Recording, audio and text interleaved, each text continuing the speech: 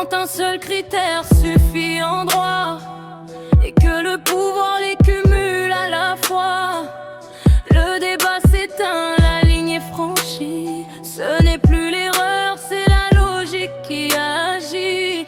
Sous des mots de gestion, d'urgence et de raison, on a gouverné loin des villes, loin des maisons. Les choix étaient connus, les effets annoncés, mais les décisions ont continué d'avancer. Abattage agricole, ruine sociale, dépendance alimentaire, blessure nationale.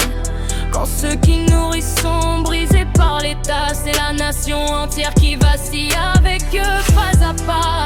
Les paysans d'abord frappés de plein fouet, troupeaux abattus, outils condamnés, force au public sur des terres privées, revenus détruits, dettes imposées, détresse extrême, silence trop lourd, des vies brisées au fil des jours. Ce n'était pas des cas isolés, mais une mécanique répétée. Ils ont frappé la terre, ils ont frappé les mains qui faisaient vivre le pays chaque matin.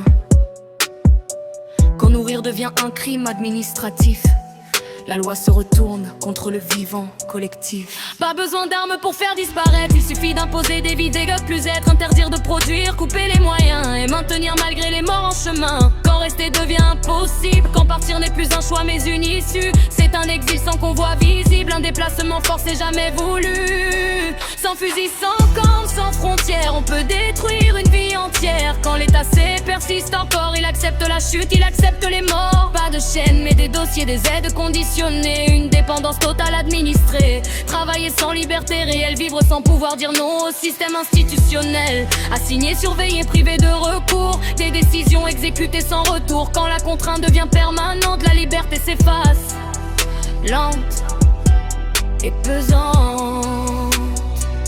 Ce n'est pas l'esclavage d'hier, mais c'est lui qui enferme sans faire. Quand l'existence est sous contrôle total, la dignité humaine devient variable, égale. La nation n'est pas une idée abstraite, elle a des corps, des familles, des dettes. Quand l'agriculture s'effondre en silence, c'est la santé, le pain, l'avenir qui chancelle. Produits importés, normes sacrifiées, des risques connus mais acceptés. Privé de choix, privé de maîtrise, le peuple entier devient la cible.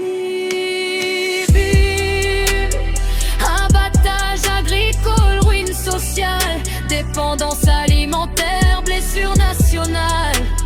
Ceux qui commencent par frapper les paysans finissent toujours par atteindre tout le vivant. Ce n'est plus une querelle politique, mais une responsabilité historique. Quand le pouvoir persiste malgré la souffrance, il rompt le lien, il trahit la confiance.